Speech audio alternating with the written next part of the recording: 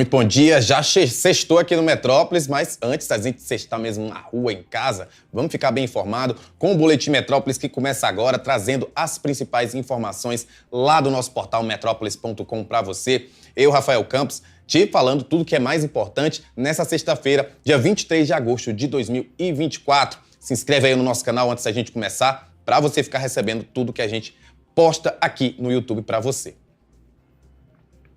E ontem a divulgação da nova pesquisa Datafolha para intenções de voto para a Prefeitura de São Paulo acendeu a luz vermelha máxima na campanha de Ricardo Nunes, o atual prefeito. Isso porque pela primeira vez o candidato Pablo Marçal ele está acima de Nunes nas intenções de votos, segundo a pesquisa Datafolha, ficando apenas aí de Guilherme Boulos. Então, Guilherme Boulos, Pablo Marçal e Ricardo Nunes aparecem como nesse tríade aí de intenções de voto para a Prefeitura de São Paulo. E isso, claro, deixou toda a equipe do prefeito muito em alerta. Afinal, houve uma ascensão aí de 7 pontos percentuais de acordo com a última pesquisa, em comparação com a última pesquisa. E isso também trouxe o questionamento. Como é que Bolsonaro vai influenciar de fato nessa campanha, já que ele é aliado de Nunes nessa disputa pela Prefeitura de São Paulo? Então, essa nova pesquisa de intenções de votos Datafolha vai aí então testar essa fidelidade dos eleitores em relação ao ex-presidente Jair Bolsonaro, que até pouco tempo a gente falava sempre aqui, do quão ele era o símbolo do puxador de votos para o PL e, no caso, para a campanha de Nunes, de Ricardo Nunes, que é do MDB, que ele está fazendo essa aliança lá em São Paulo. Desde o início da campanha, desde o início da pré-campanha, na real, o Marçal ele tem se apresentado aí como verdadeiro herdeiro do bolsonarismo, inclusive fazendo paralelos com a eleição de Bolsonaro em 2018, quando o ex-presidente foi eleito por um partido pequeno, foi eleito usando muito as redes sociais. Isso o Pablo Marçal tem usado continuamente e, apesar dessa aliança de Bolsonaro com Nunes, ele tem se colocado, o Marçal tem se colocado como verdadeiro herdeiro dessa herança do bolsonarismo. E com essa ameaça concreta, então, do influencer, como eu falei para você, 7 pontos percentuais em 2 semanas o crescimento dele na Datafolha, a campanha do prefeito está apostando na influência de Bolsonaro para fazer o eleitorado conservador não votar em Marçal, votar em Ricardo Nunes. Como eu falei, o ex-coach está se vendendo então como esse outsider na política que luta contra o sistema do mesmo jeito que o Bolsonaro fez em 2018. Só que agora nessa campanha, Bolsonaro é o representante do sistema, Ele está num dos maiores partidos do país, ele é o puxador de votos da direita principal, Tá aí com o presidente do PL, o Valdemar Costa Neto. É uma coligação lá em São Paulo, inclusive, de 12 legendas que estão apoiando a reeleição de Nunes para tentar derrotar o Guilherme Boulos, que tem aparecido em primeiro lugar nas pesquisas e é apoiado pelo presidente Luiz Inácio Lula da Silva. Essa pesquisa Datafolha, só para a gente trazer os números, foi divulgada ontem, na quinta-feira. Boulos aparece com 23% das intenções de voto.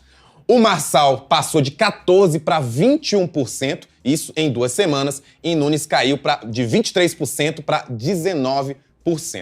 Ontem você viu aqui no Metrópolis, a gente trouxe aí toda a briga que aconteceu no Instagram, com o Bolsonaro fazendo críticas ao Marçal, o Eduardo Bolsonaro criticando o Marçal, depois o próprio presidente Bolsonaro dizendo para o Paulo Capelli que o Marçal não tem caráter. Então, assim, a gente vai ficar nessa expectativa para saber se essa ação que a família Bolsonaro tem feito desde que saiu essas pesquisas, aí de ontem principalmente, se ela vai ter efeito direto nas próximas pesquisas. E, claro, ela vai ser tudo aqui no metrópolis.com, vai trazer essas informações, saber e acompanhar todas as eleições, principalmente São Paulo, que é realmente a maior cidade do país, a gente fica sempre de olho por lá. E, como eu falei para vocês, ontem o Paulo Capelli trouxe uma entrevista com o ex-presidente Jair Bolsonaro, em que ele disse que Marçal não tinha caráter. Isso foi uma resposta a uma briga que os dois começaram a ter ainda no Instagram, por conta de comentários, Marçal cobrando dinheiro de campanha, dizendo que ajudou o ex-presidente. Enfim, acabou que houve essa fala do ex-presidente para o Paulo Capelli e, obviamente, o Paulo Marçal foi questionado sobre isso ontem por jornalistas, depois que ele saiu de um encontro com empresários. E, segundo o Pablo Marçal, ele não tem problemas com o Bolsonaro, não há ruptura com o ex-presidente, mas ele aproveitou para fazer, dar uma cutucada ali em Jair Bolsonaro. Ele falou o seguinte, abre aspas, Se me falta caráter, ele pode me ensinar. Ele me fala o que é que precisa, que eu estou à disposição para aprender. Ele que ficou 27 anos no parlamento tomando pancada, tomou facada, ele deve ter aprimorado bastante o caráter dele. Eu estou à disposição dele como aluno, chamo ele de senhor e tá tudo certo, fecha aspas. Ele, inclusive, falou durante essa conversa com jornalistas que ele espera se reconciliar com Jair Bolsonaro depois das eleições, porém não espera aí nenhum apoio, né, um eventual apoio do ex-presidente durante esse pleito. Mas o que chamou a atenção, de fato, foi quando Marçal foi questionado em relação a Carlos Bolsonaro, filho do ex-presidente Jair Bolsonaro.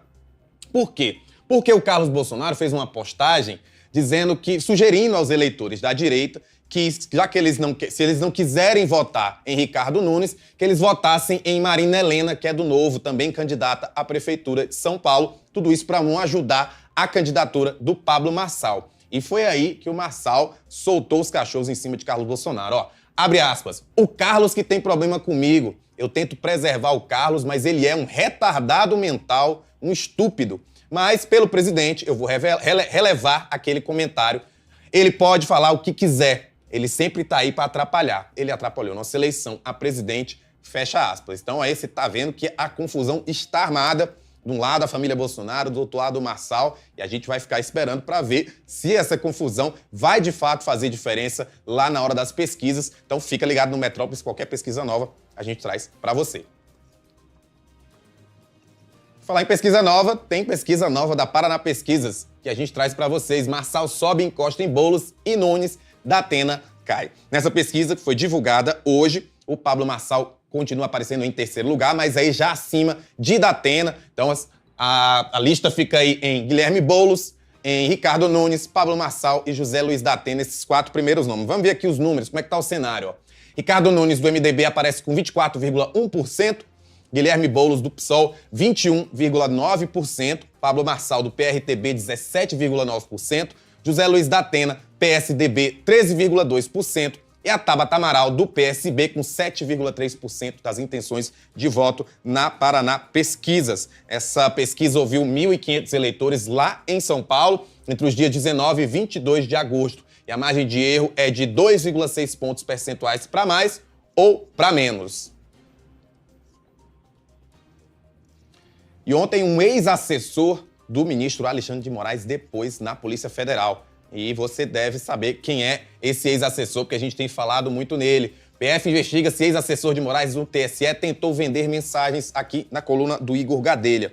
Esse ex-assessor é o Eduardo Tagliaferro, ele é ex-chefe da assessoria de combate à desinformação do TSE e a Polícia Federal está investigando se ele tentou vender mensagens que revelam o uso extraoficial da corte, né, do TSE, né, desse centro de desinformações, para basear decisões de Alexandre de Moraes em um inquérito lá no STF contra bolsonaristas.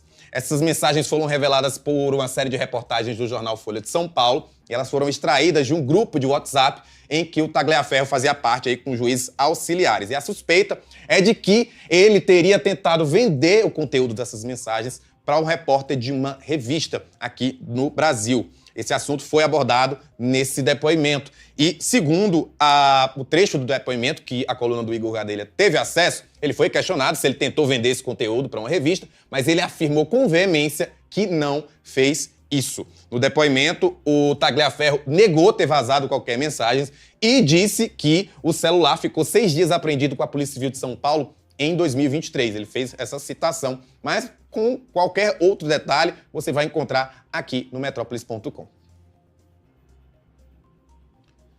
Coluna Fábia Oliveira, ontem, gente, um susto aí em campo durante um jogo que aconteceu lá em São Paulo. Um zagueiro do Nacional, ele desmaiou em campo, foi levado para a UTI, está ainda internado e a causa a Fábio Oliveira traz pra gente agora. Ele está internado na UTI do Hospital Albert Einstein. O nome dele é Juan Izquierdo, tem 27 anos, ele é zagueiro do Nacional e passou mal durante um jogo aqui no Brasil. Foi levado às pressas para o Hospital Albert Einstein, que fica no Morumbi, lá em São Paulo. E a coluna já trouxe aqui qual foi a causa. Segundo o clube, né, o Clube Nacional, ele teve uma arritmia cardíaca, mas está estável e permanece em observação.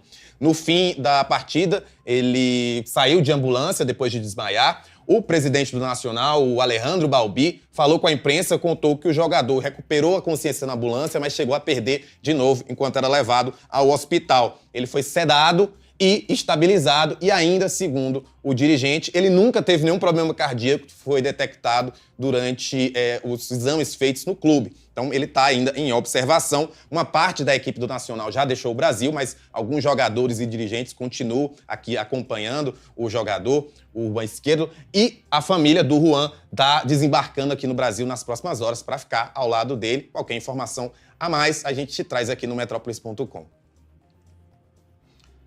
E por fim, coluna da Fábia de novo, mas falando também de saúde e de futebol, porque o Tite foi internado no Rio depois de passar mal no jogo do Flamengo. O Tite, que é técnico do Flamengo, ele estava num jogo lá na Bolívia, em La Paz, no último jogo, ele passou mal.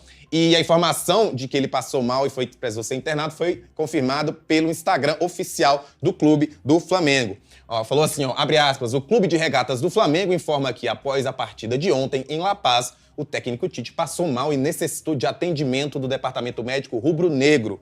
Além disso, o texto revela o motivo da internação, que foram detectadas elevações da frequência cardíaca e arritmia causadas pela altitude. O treinador foi prontamente medicado e assistido pelos médicos e staff durante o seu retorno ao Rio de Janeiro. Tá aí, então, a informação. O Tite segue internado, mas segundo o próprio time, ele tá consciente, tá acordado, e qualquer novidade também vamos trazer aqui para você no Metrópolis.com. E esse foi o boletim de sexta-feira, o primeiro boletim de sexta-feira, 12h30, a gente tem Café em Brasília com Neila Guimarães, enrolei a língua, mas não importa, o importante é que ela tá aqui 12h30 para trazer para vocês tudo que aconteceu na política aqui em Brasília e no Brasil. Fica ligado que a gente vai falar muito de eleições, vai falar muito de Marçal, de Bolsonaro, de Nunes, de Guilherme Boulos. Vamos falar das outras capitais também. A gente tá falando muito de São Paulo, eu sei, mas é bom lembrar, tem eleição no Brasil inteiro, então vamos falar de Belo Horizonte, vamos falar de Recife, vamos falar do Rio de Janeiro. Fica ligado, você que gosta de eleição, gosta de política, 12h30 aqui no Café em Brasília. Até daqui a pouco.